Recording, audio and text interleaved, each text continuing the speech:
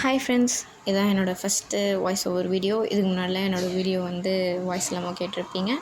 Video ஓரளவுக்கு சுமாராக தான் இருக்கும். ஜஸ்ட் ட்ரை பண்ணுறேன். இன்றைக்கி தான் ஃபஸ்ட் டைம் போடுறேன். ஸோ இன்றைக்கி நம்ம பிரிஞ்சால் ஃப்ரை பார்க்கலாம். கொஞ்சம் ஈஸியான பிரிஞ்சால் ஃப்ரை தான். இது எதுக்கு போடுறேன்னு கேட்டிங்கன்னா, வேறு கண்டென்ட் கிடைக்கல, அதனால் போட்டிருக்கேன். சரி, நம்ம வீடியோக்குள்ளே போகலாமா?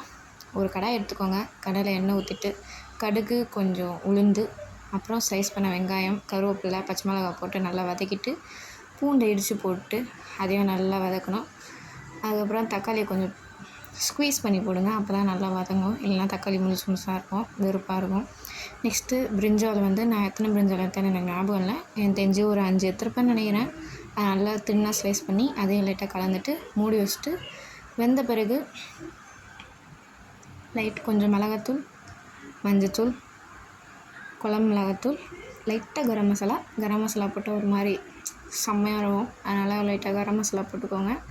அதையும் நல்லா வதக்கிடுங்க. லைட்டாக தண்ணி மட்டும் லைட்டாக ஓரமாக தொளிச்சு விட்ருங்க. ஏன்னா அடி பிடிச்சிரும்.